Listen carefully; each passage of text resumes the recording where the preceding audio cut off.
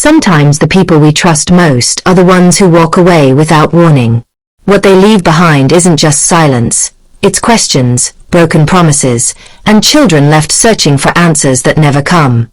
This is the story of how one mother and her kids survived abandonment, rebuilt their lives with love, and discovered that family isn't defined by blood, it's defined by who stays.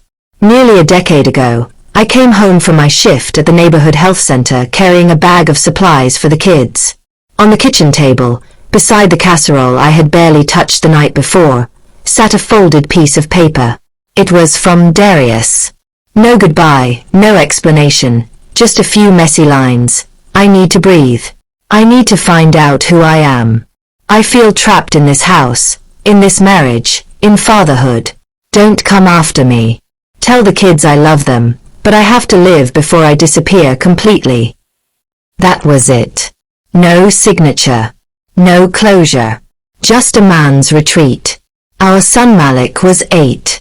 Our daughter Nia had just turned 6. They were upstairs brushing their teeth when I read those words. I sat on the cold floor tiles until my body ached. That night, Malik asked if Daddy was working late. Nia colored a picture to give him when he came home. I couldn't answer either of them. At first, Darius would call from unknown numbers, his voice clipped and distant. He made promises, visits, birthday calls, little gifts. None of them came true. One Saturday, Nia waited for hours on the porch in her favorite jumper, clutching a drawing and 2 juice pouches. He never arrived. After months of broken words, I blocked his number. I couldn't keep letting him peel open wounds that were trying to heal. We found a way to keep going.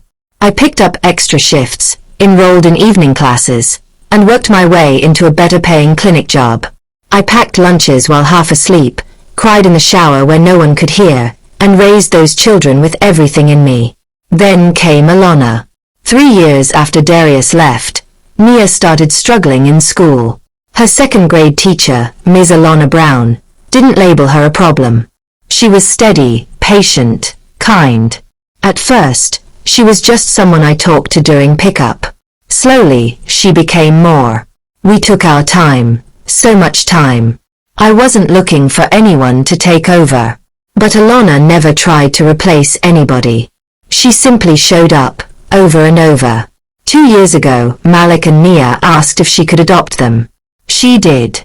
Now they call her Mom. Not Step. Not Miss Alana. Just Mom. And just when we were finally whole again, Darius returned. It was one of those soft autumn evenings. I had just finished grilling chicken and corn, Nia's favorite, while Alana set the table inside. The kids were laughing over something Malik showed her on his phone. Peaceful. Ordinary. Then the doorbell rang. Alana answered. A moment later her voice carried through the hallway, tight and urgent. Monique, come here. I wiped my hands and walked forward, and when I saw the man on the porch, the air left my lungs. Darius. 10 years older, face thinner but dressed sharp in clothes he could never afford back when we scraped pennies. He smiled like no time had passed. Hi Monique, he said. This is probably a shock, but I need to talk to you and the kids. Before I could respond, Malik came down the hall, curious. Nia followed, still giggling until her eyes landed on him. Her smile vanished. Malik's arm shot protectively in front of her. You need to leave, he said, his voice heavy with more weight than any 16-year-old should have to carry. Darius blinked, clearly stunned. Malik, it's me. I know it's been a long time. I made mistakes, but I'm here now. I want to make things right. You're not my dad, Malik shot back, voice trembling with anger. You're just the man who left. That's all. Nia didn't speak. She slid her small hand into Alana's, her body pressed close. Darius's face cracked. Nia, sweetheart, please. She doesn't want to talk to you, Alana cut in, her voice low but firm, the kind of voice that could split steel. I stepped outside, shutting the door behind me. My chest tightened with years of fury. You don't get to just show up, Darius, I said. They already have a parent. Her name is Alana. She earned that title. She held them when they cried, taught them to ride bikes, sat through every recital, every parent-teacher meeting. You walked away. I never stopped being their father, he argued, his voice rising. Blood matters. She's everything you weren't, I snapped. They chose her. And she chose them, every single day. He flinched as if I'd struck him. His jaw tightened. This isn't over. And with that, he turned and walked away. But I knew he was right. It wasn't over. The next morning, my phone buzzed with 17 missed calls and more than a dozen texts, all from Darius. The first were apologies. Then excuses. Then guilt. He wanted to take Malik and Nia out to dinner. He wanted to explain himself. He reminded me he still had rights. Alana read each message quietly beside me, her hands tightening around her coffee mug with every new vibration. She didn't say a word, but I could see the storm building in her jaw. That afternoon, we called our family lawyer. She didn't hesitate. Darius has no legal rights, she said firmly. When Alana adopted them, his parental rights were fully terminated due to abandonment. Legally, he's a stranger to them now. I finally answered one of his calls just to stop the flood. Monique, he breathed like we'd spoken yesterday instead of nearly 10 years ago. Please. Just 5 minutes. I need them to know I never stopped loving them. They don't want to see you, Darius. And you don't get to decide what they need anymore. You poisoned them against me, he snapped. You had years to twist the story. They're just kids. They don't understand what I went through. I nearly laughed. Darius, I didn't have to say a thing. Your absence told them everything. He rambled about being too young, too overwhelmed, about friends and fear and growth. Classic Darius, half apologizing with one hand while pushing blame away with the other. I'm steady now, he said. I've got a good job, my own place. I can finally give them what they deserve. They didn't need money, I said coldly. They needed their father. And you weren't there. That evening, my phone buzzed again. This time, it wasn't texts. It was a photo. Nia, captured from a distance at soccer practice. She looked older, stronger, smiling with her teammates. The caption read, "She's grown so much. I missed too much." My stomach dropped. I called Alana immediately. Keep your eyes open. He's watching. By the time I reached the field, he was gone. But parents told me he'd been asking questions about which kids were mine, where they went to school. Nia sat silent on the ride home. Not scared. Not angry. Just blank. Later that night she whispered, "Why now? Why does he care now?" I didn't have an answer. That night, Alana and I sat both kids down. We told them the truth. Darius was back. "What happens next is your decision," I said. Malik didn't hesitate. "He's not my father. Alana is." Nia stayed quiet, eyes down. Then she whispered, "If he loved us, why didn't he want us before?" I couldn't lie. He just wasn't strong enough to be who you needed. Nia turned toward Alana, her voice soft but steady. "But you were." Alana broke down in tears. Next morning, I filed a formal police report. Darius hadn't made any direct threats yet, but the officer took one look at the messages and the photo and nodded. "You were right to report this.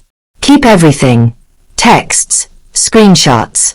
If he keeps pushing, you can press for a restraining order."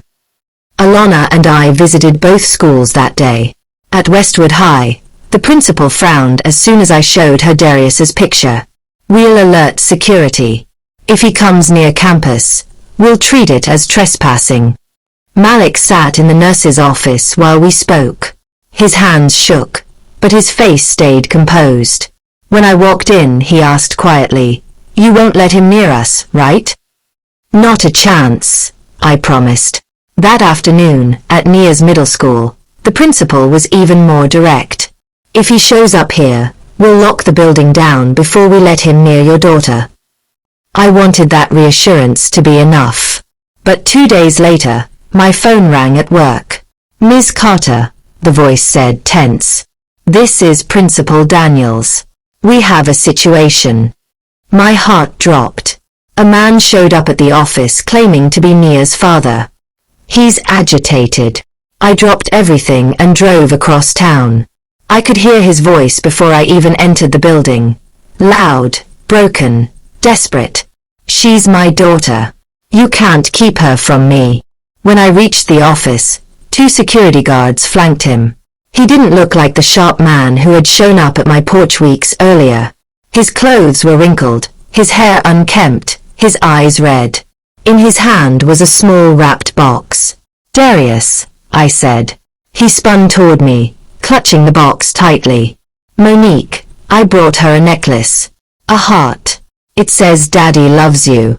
I've carried it for years." "You need to leave," I told him gently. "You're frightening people." "I'm not trying to scare anyone," he shouted. "I just want 5 minutes with her." "You had nearly 10 years, Darius. You made your choice." His face twisted. "She's been brainwashed. You think some woman who isn't even her blood gets to call herself her mom? I made her." The principal stepped forward. "That's enough. Leave, or law enforcement will remove you." His voice cracked. "I was young. I made a mistake. But I'm here now. Doesn't that count for anything?" "No," I said firmly. "Not when they cried for you and you never came." Minutes later, police arrived. Darius didn't fight. He stood trembling as they escorted him out, still clutching the little box in his hand. When I picked up Nia afterward, her body shook as she whispered, "Why doesn't he get it? Why won't he just go away?" I pulled her into my arms. "I don't know, baby. But we're going to make sure he can't hurt you again." That night, the house felt heavy, like the air itself was holding its breath. Malik paced the hallway, pretending to work on homework but unraveling. Nia curled into Alana's side on the couch, staring at cartoons with glassy eyes. Later Malik finally burst out, "He's not going to stop. You know that, right? He's going to keep pushing until something bad happens." Alana and I exchanged a look. "The restraining order paperwork is already filed," I told him. "We'll keep documenting everything." "It's not enough," he muttered. Then, softly but with startling resolve, Nia said, "I want to call him." Alana froze. I turned slowly. "Sweetheart, you don't have to do that." "I want to," she repeated. "Maybe if it comes from me, he'll finally stop." It wasn't a request. It was a decision. So we set it up, speakerphone on the coffee table, Alana on one side, me on the other, Malik standing by the wall with arms crossed. Darius picked up on the first ring. "Nia." His voice cracked. "Oh my God, baby, is that really you?" "Yes," she said clearly. "It's me." There was a pause on the line, followed by the sound of muffled sobs. "Sweetheart, please. I just want you to understand. I never stopped loving you. I just—" "You left," Nia interrupted firmly. "I don't care why you left. I was scared, confused, not ready to be a father." "Alana wasn't ready either," she snapped. "But she chose us. She stayed. You didn't." "I'm trying now." "I don't want you to try," Nia said, her voice steady. "I want you to go away." The silence stretched long and sharp. Finally, his voice broke. "If that's really how you feel, I'll stop. I'll leave." Nia's tone softened. "I hope you get help. But you're not my dad anymore." She hung up before he could reply. Then she collapsed into Alana's arms, sobbing until her whole body shook. Malik crossed the room and wrapped them both in a hug, his jaw trembling but his shoulders strong. We sat like that for a long time, for people holding each other together.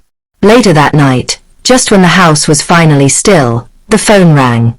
It was after 3 in the morning. "This is St. Vincent's Medical Center," said a calm voice. "We have a patient here. Darius Carter. You're listed as his emergency contact." My breath caught. He was admitted tonight. Non-fatal overdose. He's stable now but emotionally fragile. "He's been asking for you." Alana woke to the sound of me getting dressed. "What's wrong?" she asked. "It's Darius," I whispered. "He's in the hospital." She didn't press. She just squeezed my hand. "Want me to come?" "No. Stay with the kids." I drove through quiet streets, headlights slicing through fog and guilt. I wasn't going for him. I was going for control, because if Malik or Nia saw a headline about their father found unconscious in a motel, I needed to get ahead of it. At the hospital, he looked like a shell. Pale, eyes bloodshot, arms bandaged. He seemed less like a man and more like a frightened boy. When he saw me, he broke down. "I'm sorry," he whispered. "I never meant for it to go this far. I can't live knowing they hate me. I destroyed the only good thing I had." I stayed cold. "If this is real, then you need real help. Long-term help. But you can't use this to claw your way back into their lives." He nodded weakly. "I know. It broke me, seeing them. They're happy without me." "That should make you proud, Darius," I said. "Not destructive." He turned toward the wall. I thought love would be enough. If I just said it, they'd forgive me. "Love isn't words," I told him. "Love is staying. Showing up." Alana did that. You didn't. We talked for another hour about therapy, guilt. Maybe someday when they're grown they might want answers. But not now. Before I left, he whispered, "I'll sign whatever you want. I won't contact them again." "You'll sign everything," I said. "No loopholes. No comebacks." His sister came later that day, arranged for him to enter a psychiatric facility out of state. The restraining order was finalized that same week. And for the first time in months, I believed him. He was gone. Life didn't return to normal overnight. Healing was slower, messier. Malik admitted in therapy how angry he still was. Nia cried over questions she couldn't quite name. But Alana never made it about herself. She didn't ask for thanks. She just kept showing up. When Nia had nightmares, it was Alana who rubbed her back until she drifted off. When Malik nearly failed science, it was Alana who stayed up quizzing him with flashcards. She packed lunches with notes tucked inside, braided Nia's hair, cheered at soccer games, remembered dentist appointments. One evening, while folding laundry, Nia looked up and said quietly, "I'm glad you stayed." Alana smiled through tears. "Me too, baby." Not long after, Malik asked me to frame one of our family photos, one with all four of us, Alana included. "No more ghosts," he said. "I want to see us, the real us." So we did. We leaned into the ordinary again. Saturday pancakes, dog walks, teenage sarcasm, sisterly bickering. We argued about screen time and forgot to take out the trash. Alana taught Nia to sew. Malik taught me how to lose gracefully at video games. There was no perfect ending. But there was peace. There was Alana laughing at the kitchen sink, arms wet with soap bubbles. Nia tossing a dish towel across the counter at Malik, who caught it midair. There was a home where love wasn't assumed, it was proven. And there was me, standing in the middle of it all, knowing the truth. Biology doesn't make a family. Showing up does. In the end, what mattered wasn't who shared their DNA, but who showed up day after day. Love was proven in the ordinary, in packed lunches, bedtime hugs, and voices that never left. And as the storm finally quieted, one truth stood unshaken. Family isn't about who created you, it's about who chose you and kept choosing you, every single day.